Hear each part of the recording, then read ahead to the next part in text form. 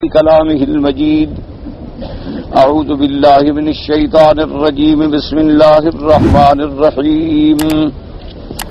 الحج أشهر معلومات فمن فرض فيهن الحج فلا رفث ولا فسوق ولا جدال في الحج وما تفعلوا من خير يعلمه الله وتزودوا فإن خير الزاد التقوى واتقون يا أولي الألباب.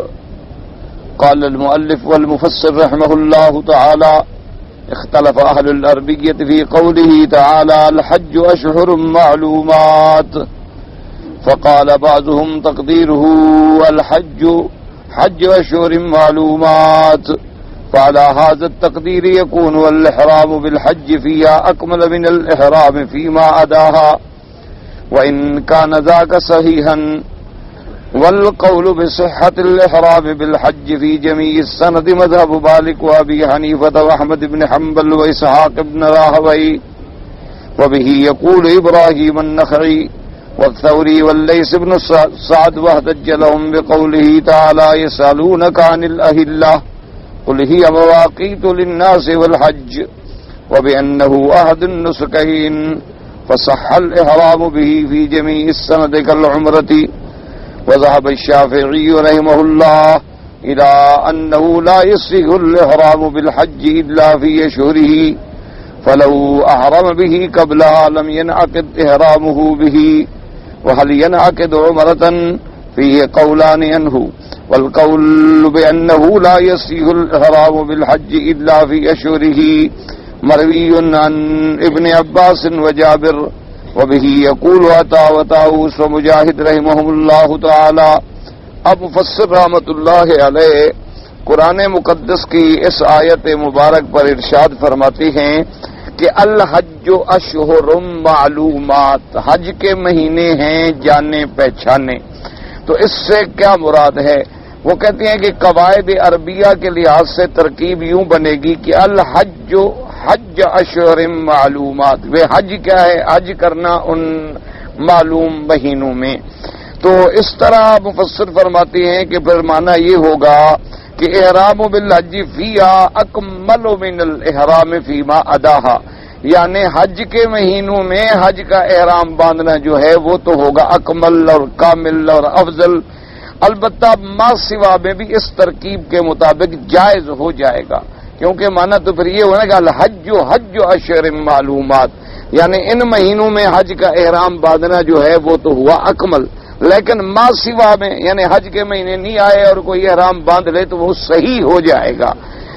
تو اسی لیے مفسر رحمۃ اللہ علیہ فرماتی ہیں کہ والقول بصحۃ الاحرام بالحج فی جمیع السنۃ، کہ بھی سارے سال میں اگر کوئی حج کا احرام باندھ لے تو کیا اس کا احرام صحیح ہوگا؟ حج تو انہی دنوں میں ہوگا. مسئلہ یہ ہے کہ کیا اشہر حج سے پہلے بھی کوئی آدمی حج کا احرام باندھ سکتا ہے یا نہیں؟ یہ نہیں ہے کہ حج 9 کے بجائے کسی اور تاریخ میں بھی ہو سکتا ہے. حج تو 9 ذی الحج کو ہی ہوگا اور عرفات میں ہی ہوگا. اب سوال یہ ہے کہ کوئی آدمی مثلا رمضان المبارک سے احرام باندھ لے کہ بھی ابھی سے میں نے حج کے احرام کی نیت کر لی ہے اور وہ اسی طرح احرام میں ہی رہے حج تک، تو کیا اس کا احرام باندھنا درست ہے یا نہیں؟ امام شافعی رحمۃ اللہ علیہ کے نزدیک تو حج کے مہینوں سے پہلے احرام باندھنا درست ہی نہیں.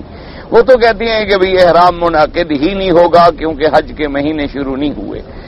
اور باقی ائمہ کرام جو ہیں، امام مالک ہیں، امام ابو حنیفہ ہیں، امام احمد بن حنبل ہیں، اسحاق ابن راہویہ ہیں، ابراہیم النخعی ہیں، یہ سب کے نزدیک احرام تو ٹھیک ہے، لیکن افضل یہ ہے کہ اشہر حج میں وہ احرام باندھے، کیونکہ وہ کہتے ہیں کہ بھی اللہ پاک نے سارے سال جو ہیں میقات بنایا ہے تو کسی وقت بھی احرام تو باندھا جا سکتا. نفس احرام باندھنا جو ہے کیا وہ ٹھیک ہے یا نہ؟ تو ان کے نزدیک ٹھیک ہے، باندھنا نہیں چاہیے. معنی یہ ہے کہ اگر کوئی باندھے تو کیا احرام شمار ہوگا؟ تو یہ کہتے ہیں ہوگا، اور امام شافعی رحمۃ اللہ علیہ فرماتے ہیں کہ شمار نہیں ہوگا.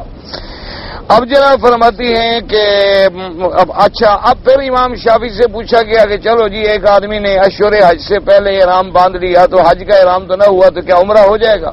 تو اس میں پھر ان کے دو قول ہیں، ایک میں تو ہے کہ ہاں ہو جائے گا اور ایک میں ہے کہ نہیں ہوگا، اور اس کی دلیل وہ ذکر فرماتی ہیں الحج شرم معلومات وظاہر و تقدیر الاخر والذی ذهب الیہ النواد وان وقت الحج شرم معلومات وخصصه بها من بين سائر شهور السنة فدل على انه لا يصح قبل کمیقات الصلاة۔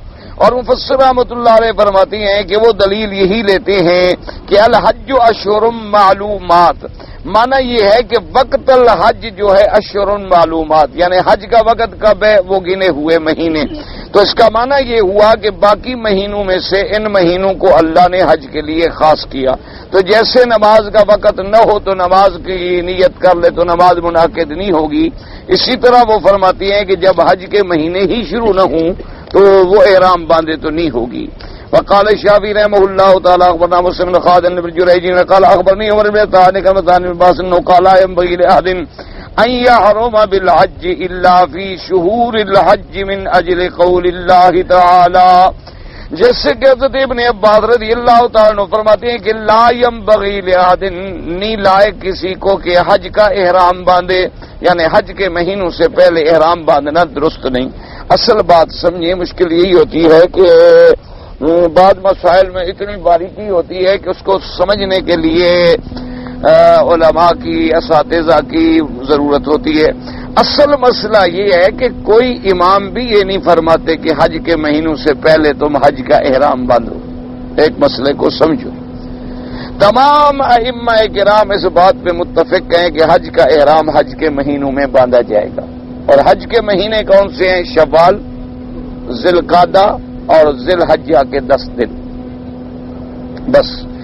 اب مسئلہ صرف یہ زیر بحث ہے کہ اگر فرض محال کسی نے حج کے مہینوں سے پہلے احرام باندھ لیا، یعنی باندھنا تو نہیں چاہیے تھا، جیسے حضرت ابن عباس فرما رہے ہیں کہ لا ينبغي، اس کو نہیں چاہیے، لیکن اگر اس نے باندھ لیا تو پھر کیا ہوگا کہ بھئی کیا احرام ہو جائے گا یا نہیں ہوگا؟ تو 3 امام فرماتے ہیں کہ ہو جائے گا، احرام تو ہو جائے گا لیکن اس کو کرنا نہیں چاہیے۔ جیسی مثال کے طور پر اللہ کے نبی نے منع فرمایا کہ عورت اگر حاملہ ہے تو طلاق نہ دو، اگر عورت حیض کی حالت میں ہے تو طلاق نہ دو، طلاق اس وقت دے آدمی جب عورت حیض سے پاک ہو اور اس طہر میں میاں بیوی ملے بھی نہ ہو، یعنی حیض کے بعد جو پاکی کے دن ہیں ان دنوں میں میاں بیوی نے ملاقات بھی نہ کی ہو، پھر طلاق دے، یہ افضل ہے، سنت ہے۔ لیکن اگر کسی نے طلاق دے دی تو پھر تو طلاق تو ہو جائے گی، یہ تو نہیں کہ گولی نہ لگے، گولی تو لگ جائے گی، وضو کے ساتھ مارے کوئی یا بے وضو مارے۔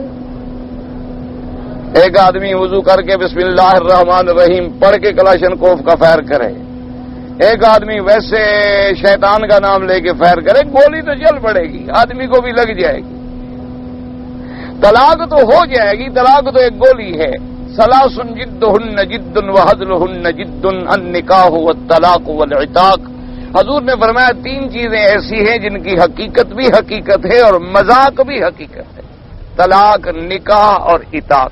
یعنی آدمی کوئی مذاق میں بیوی سے کہے کہ آج تو میرا موڈ ہے میں آپ کو طلاق دے رہا ہوں، ہو گئی، اور بعد میں کہے کہ نہیں میں تو چھیڑ رہا تھا اور میں مذاق کر رہا تھا، میری تو بالکل نیت ہی نہیں تھی جناب، تو اسلام کہتا ہے کہ تمہارے کھیلنے کے لیے یہی لفظ ملا تھا کہ تم اس عورت کی عزت سے کھیلتے رہو،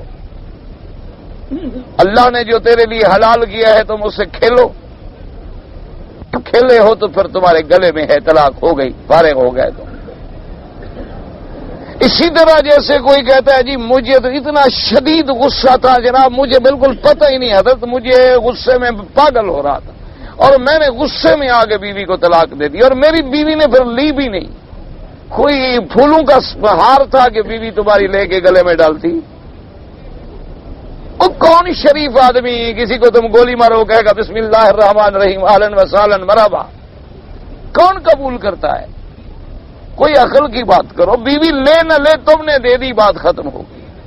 باقی رہ گئی بات کہ تم نے غصے میں دی تھی، تو محبت میں تو کوئی بھی طلاق نہیں دیتا، جب بھی کوئی دے گا غصے میں ہی دے گا، محبت میں کون طلاق دیتا ہے؟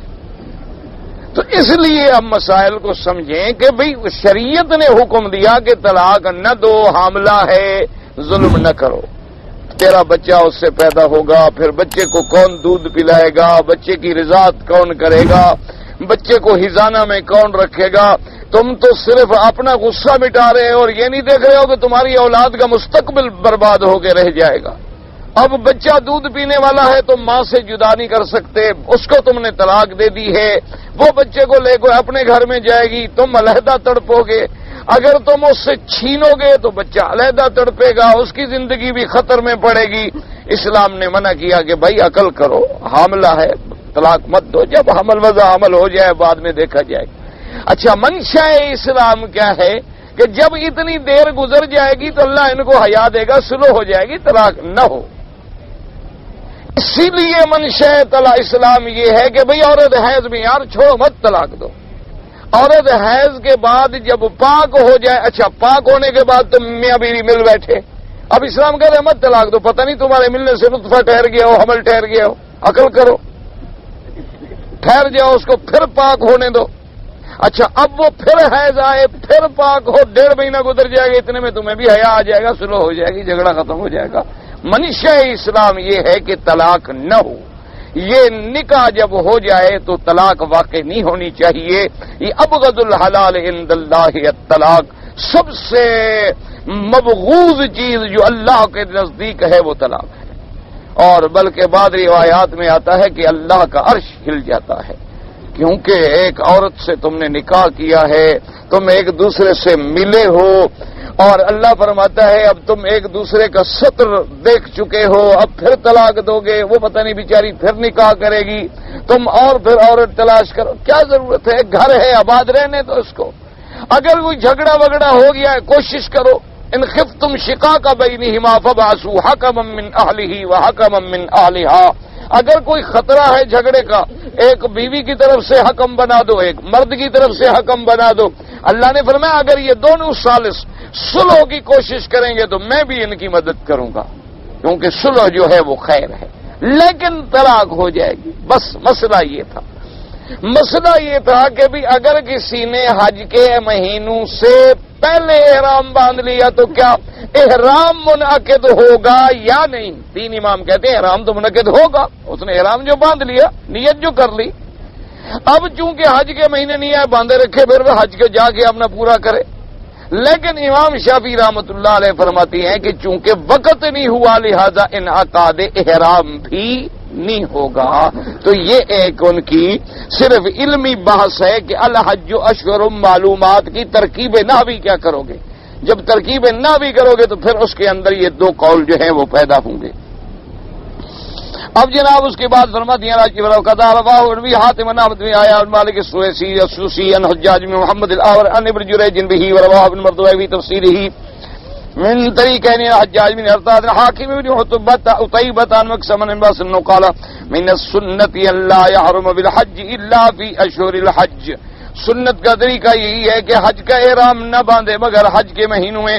وقال ابن خزیمہ صحیح حدثنا ابو قریب قال حدثنا ابو خالد اخبرنا شعبۃ عن الحكم بن مقسم عن ابن عباس قال لا يحرم بالحج الا في اشهر الحج فان من سنة الحج ان يحرم بالحج في اشهر الحج وهذا اسناد صحيح وقول الصحابي من السنة كذا في حكم المرفوع عند الاكثرين، یعنی حج کا احرام حج کے مہینوں میں باندھے، اور جب صحابی یہ بات فرمائے کہ ومن السنت تو معنی یہ ہوتا ہے کہ صحابی اپنی طرف سے نہیں کہہ رہے بلکہ سرکار مدینہ کی بات نقل فرما رہے ہیں صلی اللہ علیہ وسلم۔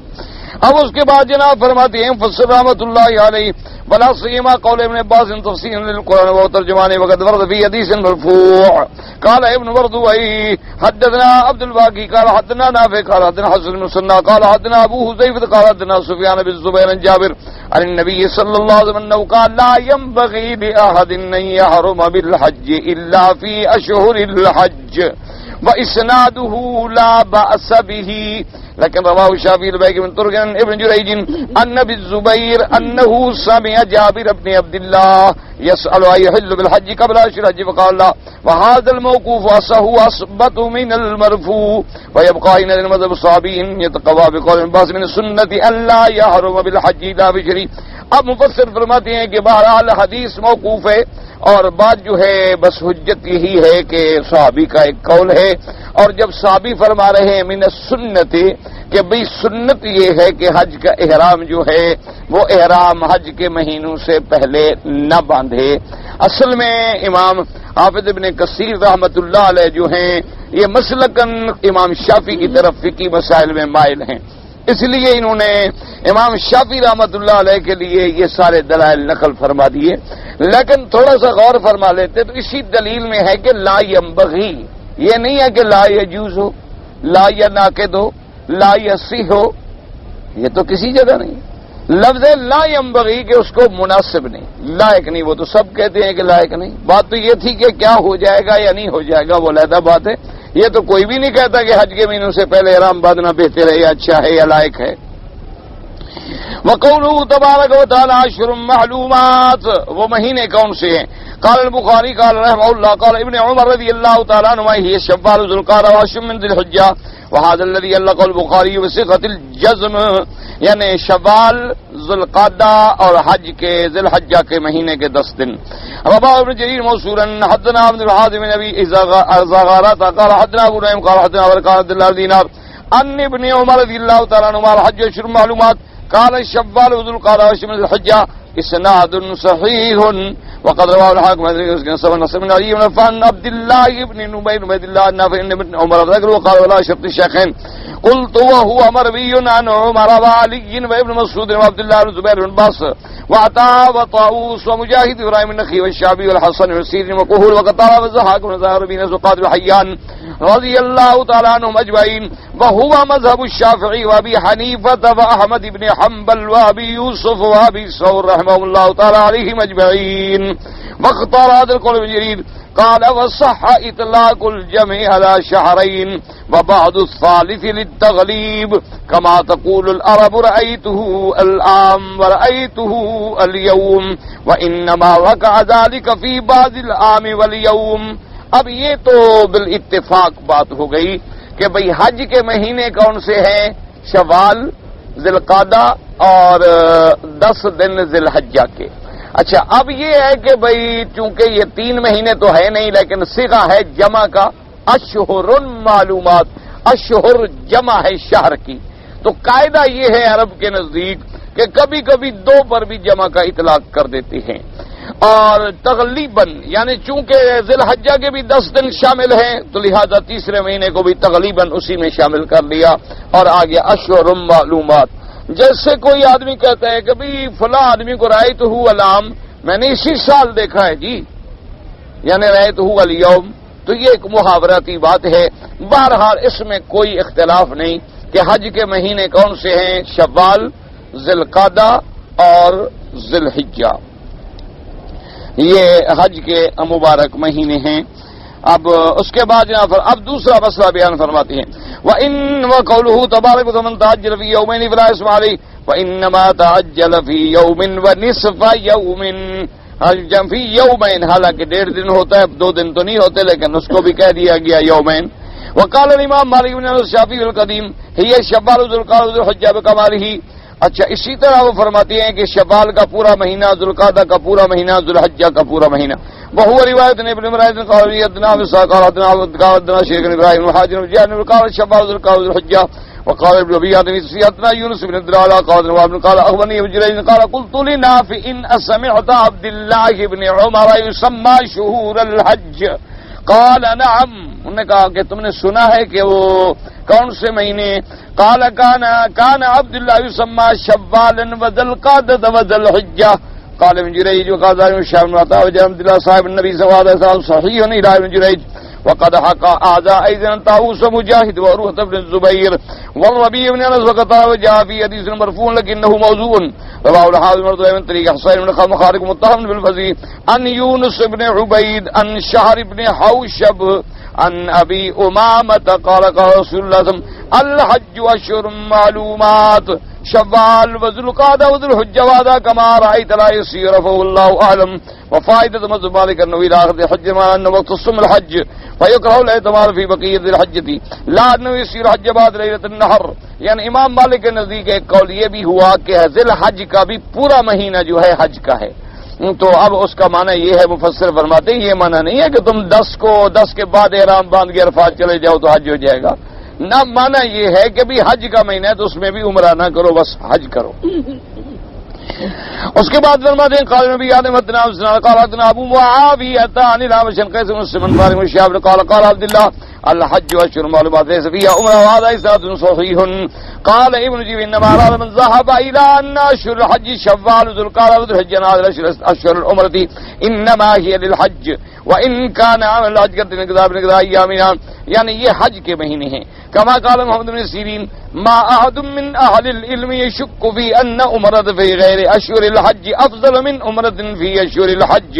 اسی لیے علماء کہتے ہیں کہ عمرہ جو ہے حج کے مہینوں میں نہ کرو بلکہ باقی کرو. ہاں حج کے مہینوں میں جو عمرہ حج کے ساتھ ملائیں گے وہ تو تمتع ہے یا قران ہے, وہ علیحدہ چیز ہے. یعنی اس کے علاوہ جو عمرے ہیں وہ یہ بہتر ہے کہ غیر اشہر حج میں کریں. اشہر حج میں حج کریں, تمتع کریں, قران کریں, حج افراد کریں. لیکن نفلی عمرے جو کرنے ہیں تو وہ اور مہینوں میں کریں. اور سب سے افضل یہ ہے کوشش کریں رمضان المبارک میں عمرے کرنے کی. ہاں اس کے بعد جناب فرماتی ہے مفسر رحمۃ اللہ علیہ ما احد وقال اور سالت القاضي محمد بن مسعود الحج قال لا تامه قلت وقد ثبت عن عمر وعثمان رضي الله عنهما انهما كانا يحبان الاعتمار في غير اشهر الحج ويضحيان عند ذلك في اشهر الحج. اسی طرح حضرت عمر رضی اللہ تعالیٰ عنہ, حضرت عثمان رضی اللہ تعالیٰ عنہ وہ بھی یہی فرماتے تھے کہ بھی حج کے مہینوں میں تو حج کرو اور حج کے مہینوں کے علاوہ جو ہے اس میں عمرے کرو. وقوله تعالی فمن فرض فيهن الحج اي اوجب بحرامه حجا فيه دلالة على لزوم الحرام بالحج والمضي فيه. قال ابن جرير وهو ان المراد من الفرض هنا الايجاب والالزام. اللہ نے فرمایا فمن فرض فيهن الحج کیا بنا یعنی اوجب باحرامه حجا. اب کسی نے حج کی نیت کر کے احرام باندھ لیا اب اس کے اوپر لازم ہو گیا. یاد رکھیں نفلی عبادت بھی نیت کے بعد لازم ہو جاتی ہے. مثلا ابھی آپ نے مغرب کی نماز پڑھ لی, سنتیں پڑھ لی, اب 2 رکعت نفل کیا آپ نے نیت کی. اب نیت جب کر لی تو اب اس کا پورا کرنا واجب ہو گیا. نیت کرنے سے پہلے تو یہ نفل تھی لیکن جب آپ نے شروع کر دیا ہے تو اب یہ نہیں کہ اب آپ اس کو توڑ دیں. اگر آپ توڑیں گے تو پھر اس کی قضا کرنی پڑے گی. جیسے ابھی آپ طواف کرنا چاہیں تو طواف نفلی ہے لیکن جب شروع کر دیں گے تو پھر پورا کرنا واجب ہو جائے گا. پھر اس کو پورا کرنا ہی ہوگا. یعنی کہ درمیان میں چھوڑ دیں, چھوڑیں گے تو پھر آپ دوبارہ کریں گے, اس کو پورا کریں گے. تو اس لیے انہوں نے فرمایا کہ جس شخص نے حج کا احرام باندھ لیا اپنے اوپر لازم کر لیا تو اب اس کو چاہیے کہ اس کو پورا کرے.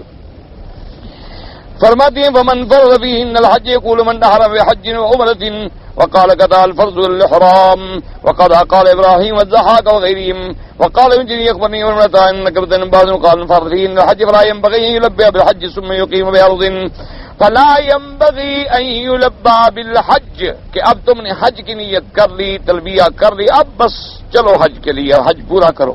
قال ابن ابي مروان مسلم بعض زين جاء وطاهر النخي وكرمته وضاق كتاب وصين الصري الزهري وقال وينا ذلك ان سب کا یہی قول ہے. وقال طاووس القاضي محمد هو تلبیہ لبیک اللهم لبیک. قوله تبارك وتعالى فلا رفث ولا فسوق ولا جدال في الحج اي من احرم بالحج او العمرة فليجتنب الرفث وهو الجماع. اللہ نے فرمایا کہ جب حج کا احرام باندھ لو تو اب 3 چیزوں سے بچو. ایک ہے رفث. رفث کا معنی ہوتا ہے جماع کرنا, میاں بیوی کا ملنا. تو اب احرام باندھ لیا, جماع بیوی کے ساتھ حرام ہو گیا. لیکن یاد رکھیں یہ لفظ بڑا عام ہے, جماع کے معنی میں بھی ہے اور ہر وہ بات جو جماع کی دائی بنے، یعنی جو جماع کے لوازمات میں آئے، بیوی سے کھیلنا، ایسی باتیں کرنا جو شہوت ابھارنے والی ہوں، ایسی کوئی گندی کتاب پڑھنا جس میں شہوت انگیز مقالات ہوں، ایسی کوئی گفتگو کرنا یا بیوی سے بوس و کنار کرنا، سب منع ہے احرام کی حالت۔ یہ سب لفظ رفث میں آ جاتے ہیں، یعنی جماع یا جماع کے اسباب، ان تمام چیزوں سے اللہ نے منع فرمایا کہ بھئی تم حالت احرام میں ہو تو اب بیوی کے ساتھ بھی یہ باتیں، حالانکہ شریعت میں بیوی سے حلال ہے، بلکہ بیوی کے ساتھ تو ملاعبت اور مداعبت اور میاں بیوی کا آپس میں پیار کرنا، کھیلنا، یہ تو عبادت ہے۔ یعنی صرف یہ نہیں کہ جائز ہے بلکہ عبادت ہے۔ یعنی اگر میاں بیوی جماع کرتے ہیں تو اللہ ان کو صدقے کا ثواب دیتے ہیں، خیرات کا ثواب دیتے ہیں۔ ایک صحابی نے پوچھا، انہوں نے کہا حضور ہم لطف اپنا اٹھاتے ہیں، فائدہ اپنا حاصل کرتے ہیں، ثواب کس بات کا ملتا ہے ہمیں؟ ہم نے مزہ تو خود لیا۔ تو آپ نے فرمایا اگر یہ مزہ کسی غیر عورت سے لیتے تو پھر جہنم کی سزا ملتی؟ تو انہوں نے کہا ہاں حضور پھر تو ملتے۔ آپ نے فرمایا تو اس سے بچ کے جو حلال کھا رہے ہو تو اس لیے اللہ اس پر ثواب نہیں دیتے، اس پر اجر ملتا۔ بلکہ علماء نے یہ لکھا ہے کہ اگر کوئی آدمی نفل نہ پڑھے اور اپنی بیوی سے ہنسی مذاق کھیل کے بغیر کرتا رہے تو وہ زیادہ بہتر ہے۔ انہوں نے کہا کہ نفل پڑھنے سے اس کی ذاتی اصلاح ہوگی۔ میاں بیوی اگر محبت میں رہیں گے تو دونوں زنا سے بچ جائیں گے، دونوں اللہ کے عذاب سے بچ جائیں گے۔ نفل تو اس کی ذاتی اصلاح ہے، اور اس کے اندر اسی لیے حدیث میں آتا ہے نا کہ شیطان جب اس کے چیلے آتے ہیں نا رپورٹ دینے کے لیے، اس کی فوج واپس آتی ہے، اس کے کارندے ہرکارے، جو شیطان کا بھی تو اپنا ایک لشکر ہے نا جی، بہت بڑا اس کا انتظام ہے۔ یہ ہمارے دنیا کے کیا انتظام ہوں گے، اس کا پانی پہ تخت لگایا ہوا ہے اس نے، اور پھر ساری کائنات کے ذرے ذرے سے اس کو رپورٹ ملتی ہے۔ اور یعنی آج کل دنیا نے جو نئے نئے کمپیوٹر ایجاد کی ہے نا، یہ شیطان کے سامنے کچھ نہیں۔ کمپیوٹر میں تم ڈسک فیڈ کرو گے تو کوئی بات آئے گی، نہ کرو تو کمپیوٹر کیا ہے، کھوکھا سے پڑا ہوا ہے اور کیا ہے۔ تم پہلے ایک پروگرام بنا کے فیڈ کرو گے، وہی بات وہ تمہیں بتاتا چلا جائے گا جو تم نے اس میں خود بھری ہے۔ لیکن اس کے کارندے تو اتنے شیاطین ہیں اور وہ اتنا بڑا خبیث ہے کہ جب میرے مدنی سرکار مدینہ اللہ کے کروڑوں صلاۃ و سلام ہوں میرے آقا پر، جب حضور کی پیدائش ہوئی نا تو شیطانوں پیرے لگ گئے آسمانوں پر، اور آسمانوں سے شہاب ثاقب برسنے لگے تو شیطان بھاگے دوڑے اور آ گئے اپنے بڑے ابلیس کے پاس کہ جی پتہ نہیں آپ اوپر جاتے ہیں تو ہمیں شہاب ثاقب لگتے ہیں، آسمانوں پہ پیرا سخت کر دیا گیا ہے، ہم کدھر جائیں، کہاں سے خبریں لائیں؟ تو اس نے کہا ہاں انا لا ندری، پتہ نہیں اشر ارید بہم، یا تو پتہ نہیں اللہ نے اس ملک مخلوق کو ختم کرنے کا کوئی فیصلہ کر لیا ہے، یا پھر کوئی بہتری کا فیصلہ کر لیا۔ ایسا کرو کہ ساری دنیا میں پھیل جاؤ اور ذرہ ذرہ چھان مارو اور ہر جگہ کی مٹی لے کے میرے پاس آؤ۔ تو اب جناب وہ ساری دنیا میں پھیل گئے۔ آج تو دنیا میں بڑے بڑے یعنی طبقات الارض کے عالم ہیں جن کو زمینوں کے معلومات ہوتے ہیں اور باقاعدہ زمینوں کے مٹی کے ٹیسٹ ہوتے ہیں، رپورٹیں ہوتی ہیں، لیکن ایسا کوئی بڑا آپ نے دیکھا، ایسا بڑا پڑھا لکھا آدمی کہ اس نے مٹی سونگی، کہتا یہ مکے پہنچو یہی کوئی بات ہے، مکے کی مٹی سونگنے کے بعد کہنے لگا یہی کوئی واقعہ ہوا، یہاں پہنچو پتہ کرو کیا بات ہو گئی۔ تو یہ اتنا بڑا سورس، اسی لیے علماء نے لکھا ہے نا کہ علم کوئی بات نہیں ہوتی جب تک آدمی خدا کو نہ پہچانے۔ آدمی کروڑ درجے پی ایچ ڈی بن جائے، ڈگریاں کر لے، آکسفورڈ سے پڑھ لے، کیمبرج سے پڑھ لے، ہارورڈ سے پڑھ لے، خدا رسول کو نہیں جانا تو اس سے بڑا جاہل دنیا میں پیدا ہی نہیں ہوا۔ ایک بات یاد رکھ لو، جس نے اپنے مالک کو نہ پہچانا ہو، میں آپ کا ملازم ہوں، میں آپ کو نہیں پہچانتا تو پھر کیا ملازمت ہے؟ جس نے ہمیں پیدا کیا ہے، جس کے ہم بندے ہیں، جس کی ہم مخلوق ہیں، اس خالق کو نہیں پہچانا تو پھر کچھ بھی نہیں پہچانا۔ اسی لیے قرآن فرماتا ہے یعلمون ظاہرا من الحیات الدنیا، میرا مدنی یہ کافر دنیا کے ظاہری علم رکھتے، ان کو کیا پتا کہ آخرت کیا ہے۔ اولئک کالانعام بل هم اضل، فرمایا یہ تو کتوں سے بھی بدتر ہیں، کتا بھی مالک کا گھر پہچانتا ہے، کتا بھی اپنے مالک کو پہچانتا ہے کہ کتا باولا بھی ہو جائے مالک کو نہیں کاٹتا. کتے کو تم جا کے 10 میل دور چھوڑاؤ، دوڑتا دوڑتا گلیاں پھرتا پھرتا پھر مالک کے دروازے پہ آ جائے گا. اس کو ڈنڈا مار کے بھگا دو پھر مالک کے دروازے پہ آ جائے گا. اس کے مالک پہ کوئی حملہ کر دے، شیر حملہ کر دے، کتے کو پتا ہے کہ شیر مجھے اگر ایک پنجہ بھی مارے مر جاؤں گا، لیکن مالک پہ جان دے دے گا. ایک تو وہ آدمی جو خالق کو نہیں پہچانتا وہ تو کتے سے بھی بدتر ہے. وہ تو خسیس ترین ملعون ہے. یہ جائے کہ کہا جائے کہ بڑا پڑھا لکھا ہے، بڑا اسکالر ہے، وہ جی بڑا اچھا رائٹر ہے اور بہت اچھا تھنکر ہے، مٹی کا تھنکر ہے، زمین کے چکر لگا ڈالے لیکن زمین کے مالک کو نہ پہچانا. چاند پر پہنچنے کے دعوے کر ڈالے لیکن چاند کے خالق کو نہ پہچانا کہ اتنے بڑے نظام کو چلانے والا بھی تو کوئی ہے. اسی لیے راضی رحمت اللہ علیہ نے لکھا ہے کہ ایک دن میرے دماغ میں ایک خبت سما گیا. بہت بڑے عالم ہیں جنہوں نے تفسیریں لکھی ہیں اور عقلیات کا تو بادشاہ تھا نا وہ.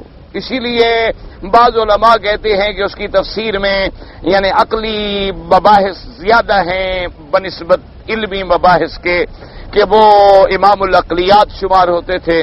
تو کہتے ہیں میرے دل میں ایک دن میرے دماغ میں ایک خبت سما گیا. میں نے کہا کہ راضی تم نے اتنا قرآن حدیث پڑھا ہے، اتنا مطالعہ کیا ہے اور پھر تم نے توحید کے دلائل کو سمجھا ہے، لیکن ایک جاہل آدمی جو ہے وہ اللہ کی توحید کو کیسے سمجھے گا؟ ایک جاہل بیچارہ جنگلی. تو کہتی ہے میں بڑا پریشان ہو گیا کہ اللہ دنیا میں تو جاہل زیادہ ہیں، پڑھے لکھے تو تھوڑے ہیں.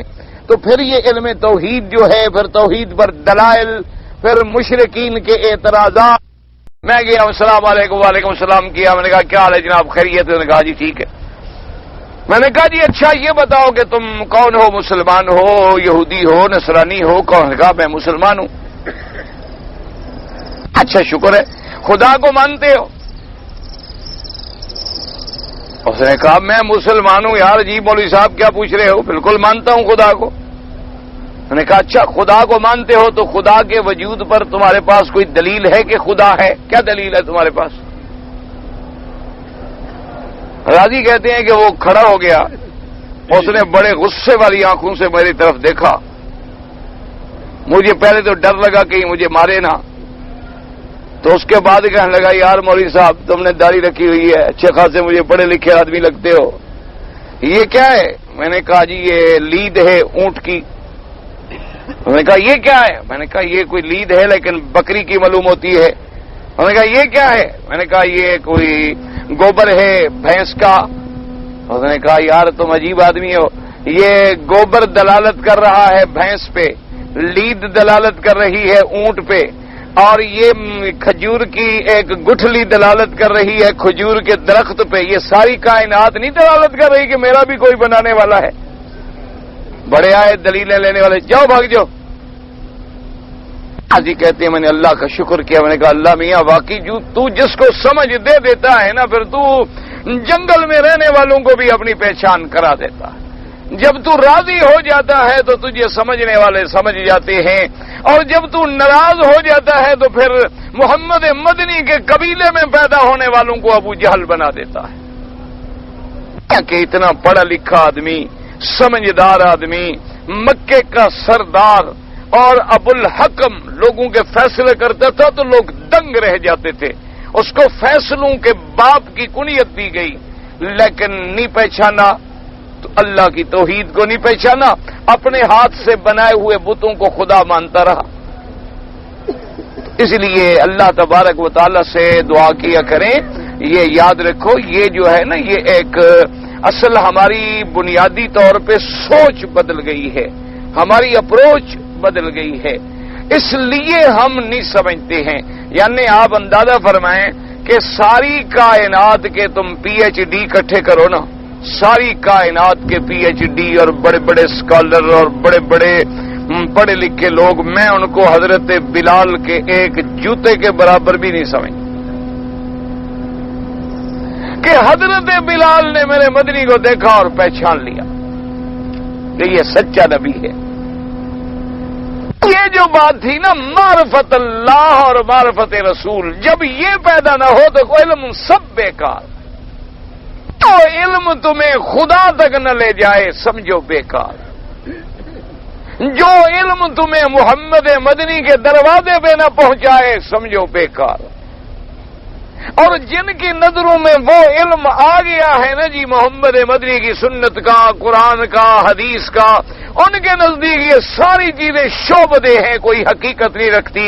اسی لیے اقبال کہہ گیا تھا کہ خیرہ نہ کر سکا مجھے جلوہ و دانش فرنگ، سرما ہے میری آنکھ کا خاک مدینہ و نجف. اس نے کہا ان کے جلوے جو ہیں نا یہ فرنگیوں کے جلوے مجھے نہیں خیرہ کر سکے، اس لیے کہ میں نے تو وہ سرمے پہنے ہوئے ہیں جو خاک مدینہ پہ بنتے ہیں، اس لیے میری آنکھوں کو کیا یہ دھوکہ دے سکتے ہیں.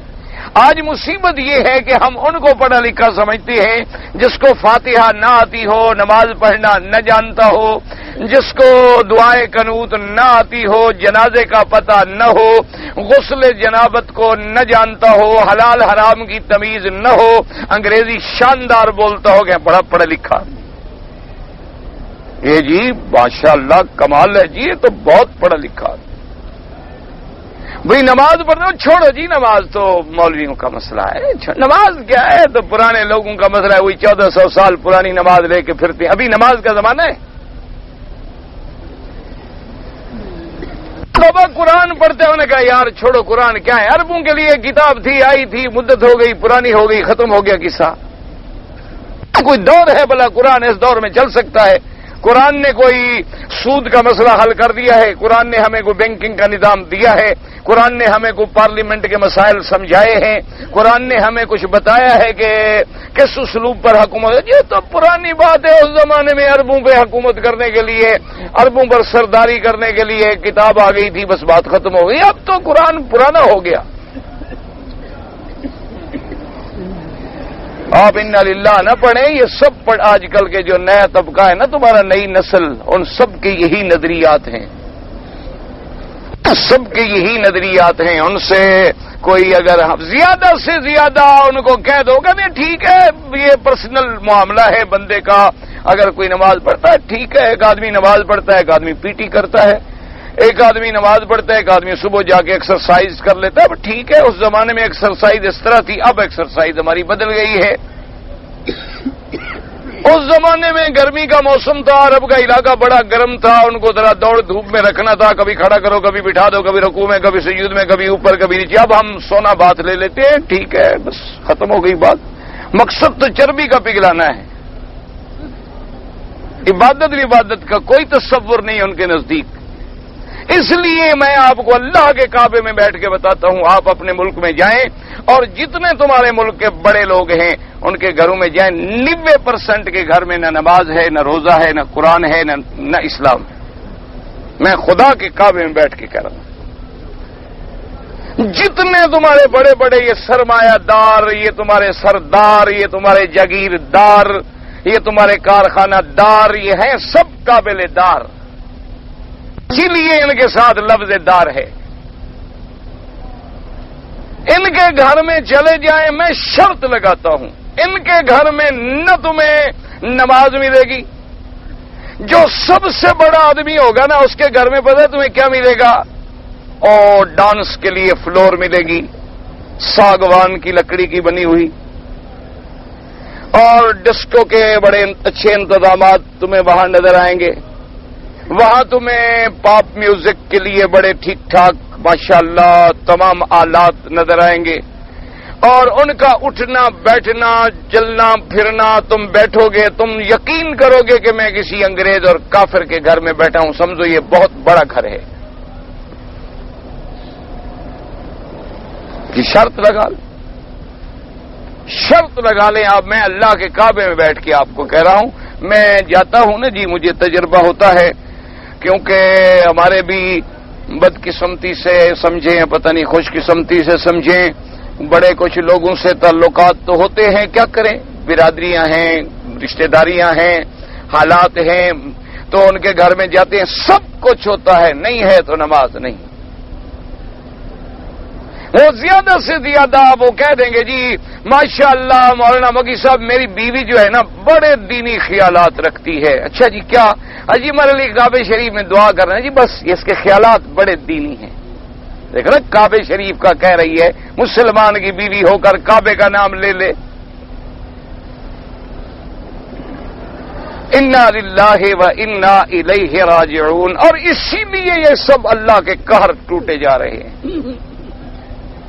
ملک کی تاریخ پڑھو دیکھو نا جی ہر آدمی اپنے نقطۂ نظر سے ریسرچ کرتا. ایک آدمی اللہ کے حرم میں آئے گا نا اگر وہ اچھا آرکیٹیکٹ ہے نا اس کی نظر پہلے عمارت پہ پڑے گی. یار مینار کیسا ہے, دیوار کیسی ہے, یہ دائرہ کیسا ہے, محرابیاں کیسے ہیں, اونچائی کتنا ہے, طول و عرض کتنا ہے, اور وہ اس نظر سے سوچے گا. اچھا کوئی پتھر کا ماہر آئے گا وہ کہے گا یار یہ پتھر اصلی تو نہیں لگتا, اس میں تو کاربن ہے ہی نہیں, یہ تو بالکل وائٹ ہے, یہ کیسے ہو سکتا ہے, ہاں یہ ضرور مصنوعی ہے, صناعی ہے. اچھا یہ لال والا جو ہے نا یہ اور چیز ہے. اچھا یہ کالے والا جو ہے یہ وہ اس نظریے سے دیکھے. ہر آدمی اپنے اپنے علم سے یعنی آ کے ریسرچ کرے. اسی طرح ایک قرآن و حدیث کا جو طالب العلم ہے وہ اسی انداز میں ریسرچ کرتا ہے. اس لیے جہاں جہاں جس ملک میں اللہ کا عذاب ٹوٹا ہے اگر آپ قرآن و حدیث کی نظروں میں دیکھیں گے تو آپ دیکھیں گے کہ سب سے پہلے وہاں بے حیائی عام ہوئی, عریانی عام ہوئی, فحاشی عام ہوئی, زنا عام ہوا, اللہ رسول کو بھلا دیا گیا, دین کو صفائے ہستی پہ صرف ایک نام رہ گیا کہ اسلام اسلام مسلمان اسلام مسلمان. تو اللہ کا غضب جو ہے وہ ٹوٹ پڑا. اسی لیے بی بی عائشہ صدیقہ رضی اللہ تعالی عنہا نے باقاعدہ سوال پوچھا تھا محمد مدنی سے, سرکار مدینہ سے, کہ انہلک وفینا الصالحون یا رسول اللہ, کیا اللہ کا عذاب ایسے بھی آ جائے گا کہ لوگ اچھے بھی تو ہوں گے, نمازی بھی ہوں گے, عابد ہوں گے, زاہد ہوں گے, قرآن پڑھنے والے, پھر بھی اللہ کا عذاب آئے گا؟ آپ نے فرمایا اذا کثر فیکم الخبث, کہ جب زنا کسی ملک میں عام ہو جائے گا تو اللہ کا عذاب آ جائے گا. ایمان سے کہو کیا میرے مدنی کا فرمان غلط ہو سکتا ہے؟ حضور نے فرمایا کہ یاد رکھو ایک وقت آئے گا کہ جب تمہارے برے لوگ تمہارے حاکم بن جائیں گے, جو بدترین لوگ ہوں گے وہ تمہارے افسر بن جائیں گے. اور فرمایا جو تمہارے غنی لوگ ہیں, پیسے والے لوگ ہیں, وہ بخیل بن جائیں گے کہ مجال ہے دین پہ خرچ کریں, مجال ہے اسلام کے لیے خرچ کریں. فرمایا جب تمہارے اغنیاؤکم بخلاؤکم, وہ بخیل بن جائیں گے. اور فرمایا وامورکم الی نسائکم, اب جب تمہارے معاملات عورتوں کے سپرد ہو جائیں گے, فرمایا فبطن الارض خیر من ظہرها, پھر زمین کے پیٹ میں چلے جانا زیادہ بہتر ہے زمین پر رہنے سے. یعنی پھر دعا کرنا کہ اللہ موت دے دے تو اچھی بات. 1400 سال پہلے میرے پاک نبی نے فرمایا صلی اللہ علیہ وسلم, آج بالکل دیکھ لو آنکھوں کے سامنے ہے, آنکھوں کے سامنے ہو رہا. حضور صلی اللہ علیہ وسلم نے فرمایا کہ خبردار لا ترجعوا بعدی کفارا یضرب بعضکم رقاب بعض. فرمایا میرے کلمہ پڑھنے والوں خبردار ایسا نہ کرنا کہ میرے بعد تم ایک دوسرے کو قتل کر کے کافر بن جاؤ. آج ہو رہا ہے کہ نہیں؟ یہ کیا جھگڑا ہے مسلمانوں میں؟ آخر مسلمان کو قتل کر رہا ہے مسجدوں میں, گلیوں میں, سڑکوں پہ, اسٹیشنوں پہ. یعنی کون ہیں یہ؟ ساری باہر سے کافر آ گئے ہمیں مارنے کے لیے. کیا ہے؟ 1400 سال پہلے جب دو صحابہ نے صرف اتنا کہا کہ یا معاشر الاوس, اے قبیلے اوس والے دوڑو میری مدد کے لیے. خضر جیوں نے کہا خضر واجل, تو حضور نے فرمایا انہا دعوہا انہا منتنتن. آپ نے فرمایا خبردار یہ کیا قومیت کے نعرے لگا رہے ہو, میرا قبیلہ اور میرا قبیلہ اور میرا قبیلہ. فرمایا یہ بدبو دار نعرے ہیں, اگر یہ لگاؤ گے تو دنیا میں بدبو پھیلے گی اور پھر قتل ہوگا. آج وہی نعرے لگ رہے ہیں قومیت کے. آج ہمارے ہاں لسانیت کے, قومیت کے, صوبائیت کے, عصبیت کے یہ سارے فتنے کیوں ہیں؟ یعنی جو سب سے کریم تھی نا جی ملک کی, مولوی اور پیر, وہ بھی فرقوں میں بٹ گئے. انا للہ و انا الیہ راجعون۔ بھائی ورنہ ہمارے گائیڈ تو یہی لوگ تھے نا، اگر انجن ہی فیل ہو جائے تو گاڑی کیا مٹی چلے گی؟ بھائی انجن ہی پٹڑی سے اتر جائے تو ڈبے تو خود بخود گئے۔ تو ہمارے گائیڈ، ہمارے مرشد، ہمیں چلانے والے کون لوگ ہوتے ہیں؟ علماء۔ کون لوگ ہوتے ہیں؟ صاحب ارشاد۔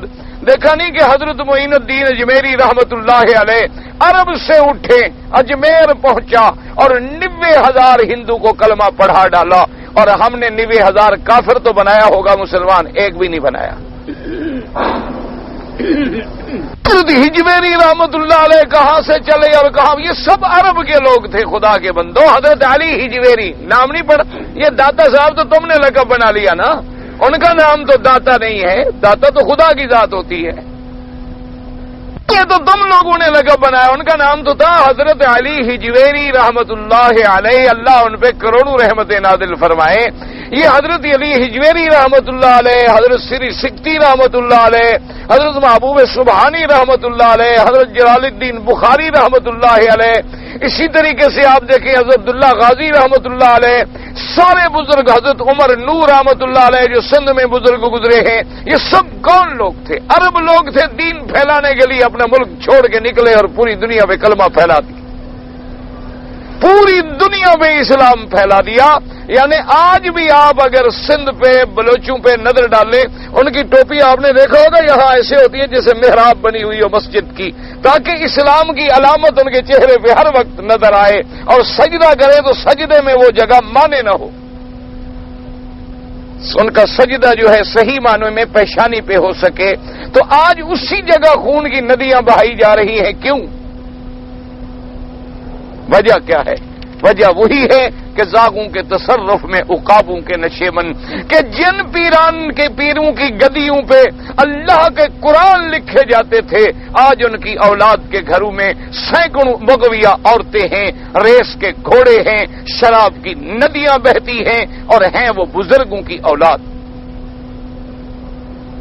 اور کوئی بات کرے وہاں بھی ہے، منکر ہے، ہمارے بزرگوں کو نہیں مانتا، اللہ والوں کو نہیں مانتے، یہ تو پیروں کا دشمن ہے۔ انا للہ و انا الیہ راجعون۔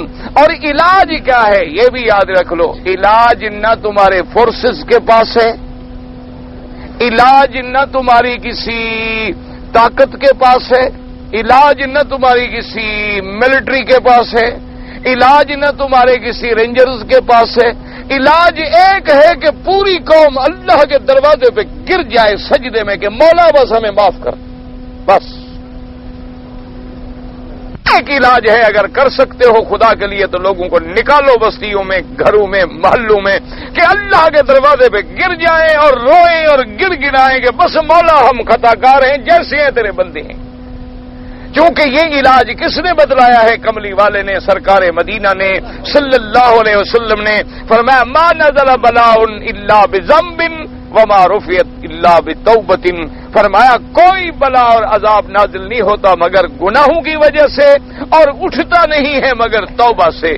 جب توبہ کرو گے، اب چونکہ گناہ اجتماعی ہے اس لیے ضرورت ہے کہ توبہ بھی اجتماعی ہو، ایک ملک سے دوسرے ملک تک علماء دوڑیں، طلباء دوڑیں، عقل والے لوگ دوڑیں، اور کچھ نہ کہیں کہ بھائی تم جو ہو، جس مسلک سے ہو، جو ہو تمہارا، تم جانو تمہارا کام، صرف خدا کے لیے باہر نکلو، 2 رکعت توبہ کی پڑھو اور خدا کے آگے گر گراؤ، بس جس دن تم سجدے میں گر جاؤ گے اللہ کے آگے، اللہ عذاب ڈال دے۔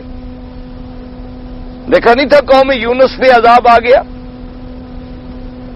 عذاب کے علامات ظاہر ہونے لگے تو قوم کو عقل آئی کہ اب عذاب آیا۔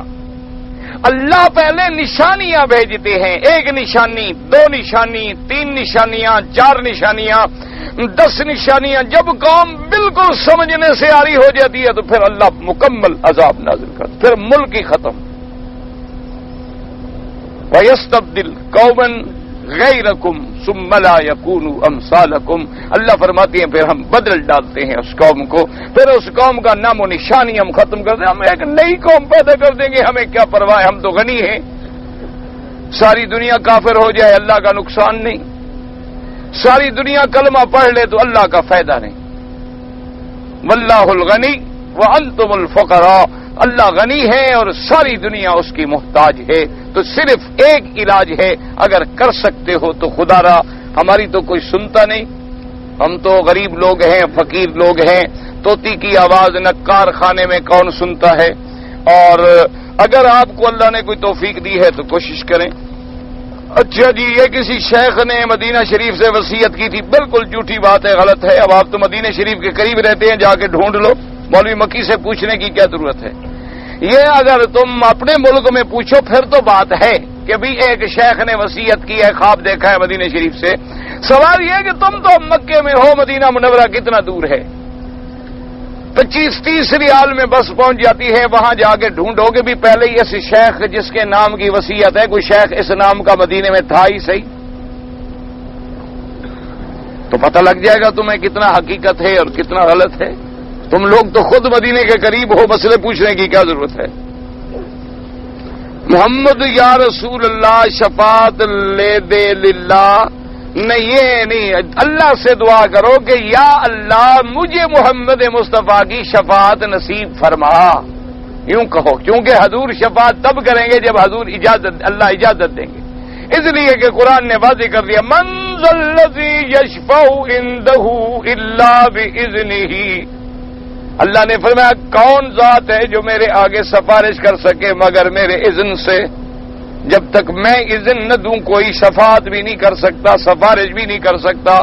اس لیے دعا یوں کیا کریں کہ یا اللہ ہمیں حضور کی محبت نصیب فرما، ہمیں حضور کی شفاعت نصیب فرما، ہمیں حضور کے حوض کوثر پہ پانی نصیب فرما، جیسے کہ دعا اللہم اسقنا من حوض نبیک، یا اللہ ہمیں حوض رسول صلی اللہ علیہ وسلم پہ قیامت والے دن آپ کے ہاتھوں سے پانی پلا، شربتن ہنیتن مریتن لا نظمع بعدہا ابدا، ایسا پانی حضور کے ہاتھوں سے میں پلا کے پھر پیاس نہ لگے۔ تو اللہ سے دعا مانگیں کہ یا اللہ ہمیں حضور کی شفاعت نصیب فرما۔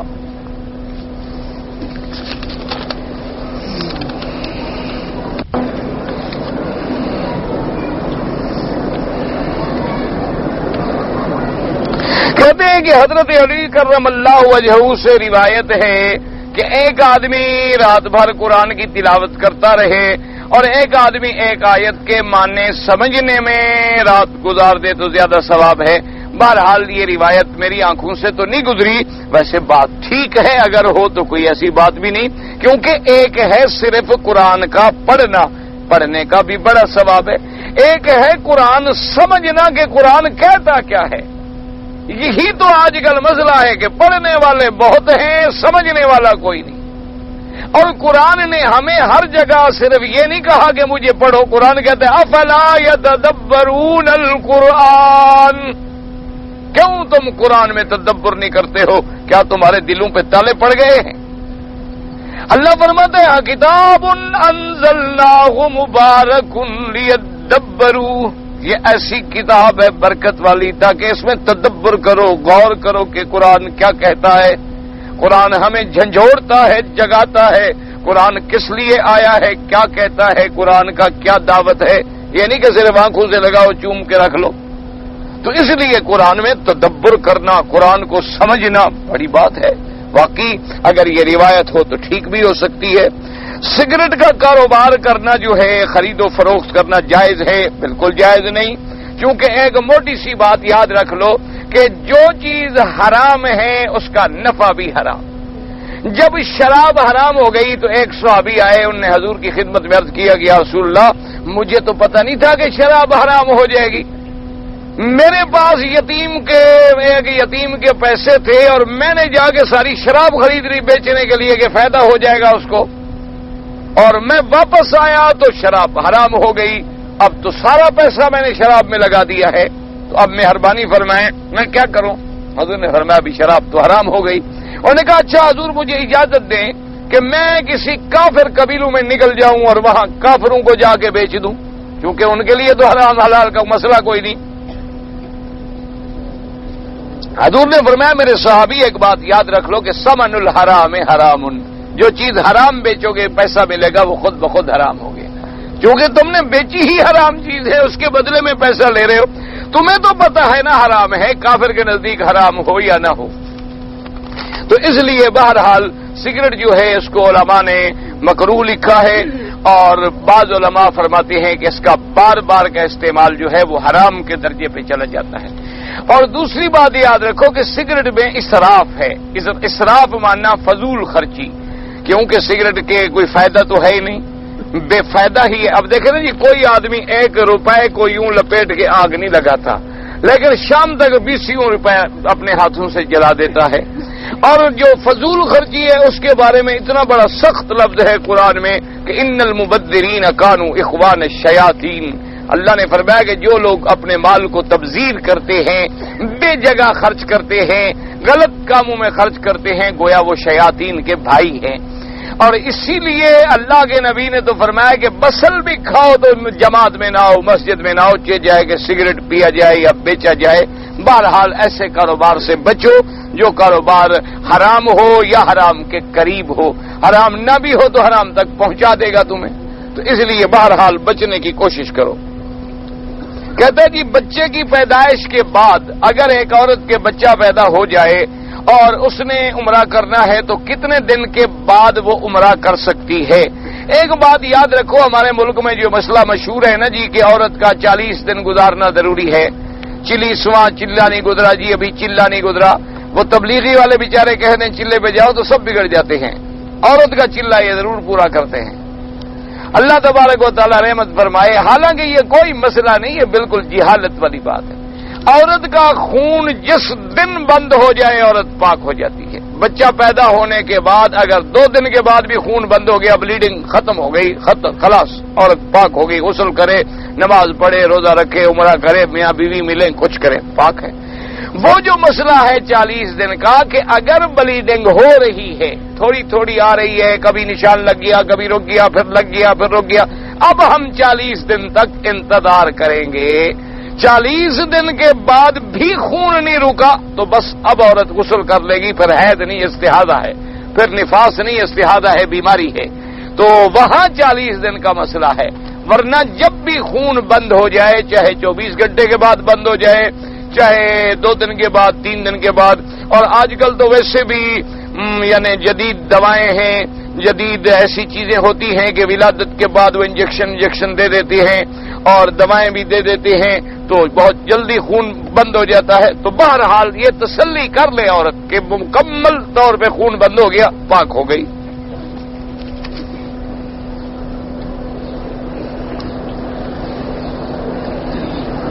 اگر ایک آدمی ہے اس کے پاس اس کے گھر میں نو مولود بچہ ہے، یعنی بچہ پیدا ہوا، اب وہ میاں بیوی ملتے ہیں تو ان کو خطرہ ہے کہ بھئی پھر حمل ٹھہر جائے گا، تو کیا وہ اس پر عزل کر سکتا ہے؟ عزل کا معنی ہوتا ہے کہ میاں بیوی ملے اور جب انزال ہو تو پانی باہر ڈال دے بجائے اندر ڈالنے کے، تو یعنی اتنا وقفہ۔ بھئی علماء نے یہ اجازت دی ہے کہ اگر عورت یعنی بچے والی ہے، بچے کو دودھ پلا رہی ہے اور پہلے بچے ہیں، تو اگر وہ کچھ وقفہ کرنا چاہیں تو کر سکتے ہیں۔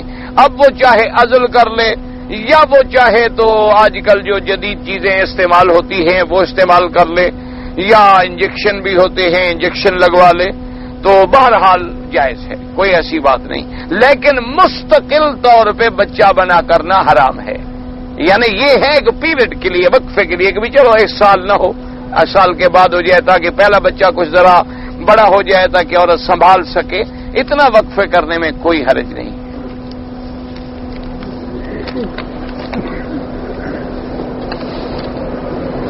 میں کہتے جی مکہ شریف میں رہتا ہوں اور اللہ نے مجھے پیسے بھی دیے ہیں، میں زکوٰۃ یہاں دوں یا اپنے ملک میں؟ بہتر ہے اپنے ملک کے غریبوں کو بھیجو، یہاں تو لوگوں کے پاس ہے، اللہ کا شکر ہے، یہاں اللہ کی رحمت ہے، کوئی بھی آدمی ایسا نہیں جو بھوکا ہو، اپنا ملک تمہارا زیادہ محتاج ہے، اور وہاں زیادہ بھیجیں، اور کشمیر والوں کو بھیجیں، بوسنیا والوں کو، ہر والوں کو بھیجیں، مسلمانوں کو جہاں بیچارے فاقے ہیں، جہاں عصمتیں لٹ رہی ہیں، جہاں بربادیاں ہیں، جہاں اللہ پاک نہ دکھلائے بس کہ کیا حال ہے وہاں، اللہ پاک رحمت کرے، وہاں بھیجیں۔ سنت اور نوافل میں سورت فاتحہ کے بعد سورت نہ پڑھی جائے، کسی مسلک میں بھی جائز نہیں۔ جب سنت اور نفل پڑھیں گے فاتحہ بھی پڑھیں گے، ساتھ سورت بھی ملائیں گے۔ بہرحال جی قران میں احناف کے نزدیک تو اگر جانور قربانی کا ساتھ نہ بھی لائے تو قران کر سکتا ہے. باقی ائمہ کے نزدیک جو ہے احمد بن حنبل رحمۃ اللہ علیہ اور علماء الحدیث کے نزدیک یہ ضروری ہے کہ جانور ساتھ لے آئے. اگر جانور نہ لے آئے وہ کہتے ہیں تمتع کر لے، قران نہ کرے. اگر ہم نے مثلا قران کا احرام باندھا ہے تو کیا کندھا ننگا رکھیں گے؟ نہیں، کندھا تو کسی کے لیے بھی ننگا نہیں رکھا جاتا، صرف طواف کے پہلے 3 چکروں میں بس، نہ عمرے میں نہ حج میں. کندھے پہ اپنا احرام ڈالیے تو لوگوں نے رواج بنا لیا ہے. پہلے کنکری مارے بعد میں بال کٹوائے اور احرام اتارے، پہلے کنکری مارے پھر قربانی کرے پھر بال کٹوائے. یہ ترتیب امام ابو حنیفہ رحمۃ اللہ علیہ کے نزدیک واجب ہے. اس میں آگے پیچھے ہو جائے تو دم دینی پڑتی ہے، لیکن اہل حدیث علماء کے نزدیک اور حنابلہ کے نزدیک ترتیب واجب نہیں ہے. ان کے نزدیک بھی افضل یہی ہے کہ ترتیب پہ عمل کریں، لیکن اگر وہ کہتی ہیں غلطی ہو جائے آگے پیچھے کر لے تو جرمانہ نہیں ہوگا.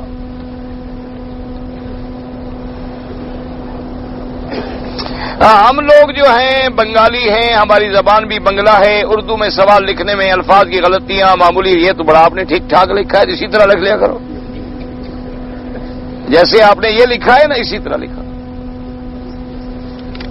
اگر یہ کسی سے لکھوایا ہے تو وہ بھی لکھوا لیا کرو. تمہاری تو معمولی سی غلطی ہو جائے اور میرا ایمان چلا جائے اس کا کیا ہوگا؟ دیکھو نا جی، تم نے تو لکھا نا کہ مجھ پہ بھوت سارا قرضہ ہے. اب میں نے سمجھا بھوت ہوتا ہے جو جنوں کا بھی بڑا ہو. تمہارا مقصد تھا بہت سارا قرضہ ہے. ہاں جی، تو اب دیکھو نا کتنا چھوٹے سے لفظ میں آدمی کہاں پہنچ گیا. تو اس لیے بہرحال تم نے تو لکھا، میں نے غلطی سے اگر کوئی بات الٹ بتلا دی تو اس کا کیا ہوگا؟ اس لیے اگر اردو لکھنا نہ آئے تو کسی سے لکھوا لیا. یہ کون سا مشکل مسئلہ ہے؟ اگر 2 آدمی ایک ہی کمبل میں سو گئے، ایک کو احترام ہو جائے تو غسل ایک کرے گا، تو دونوں کیوں کریں گے بھائی؟ تو پھر کوئی نیت خراب ہو تو پتہ نہیں.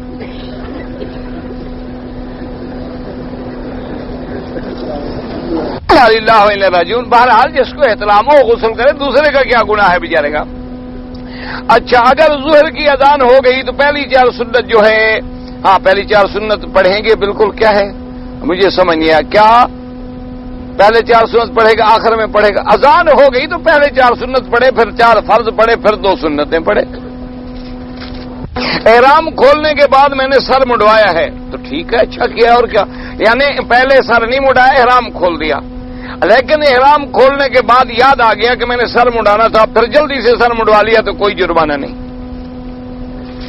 اگر مجھ پہ کوئی دم پڑ جائے اور یہاں میرے پاس پیسے نہ ہوں تو کیا میں اپنے ملک میں دم دے سکتا ہوں؟ بالکل نہیں. قضیہ زمین پر سر زمین، یہاں جرم کرو گے سزا وہی ہوگی. تو بہرحال دم جو ہے آپ کو یہی دینی ہے. اب پیسے نہیں ہیں کوئی بات نہیں، آپ چلے جائیں وہاں سے پیسے بھجوا دیں جب اللہ توفیق دے، 6 مہینے بعد، سال بعد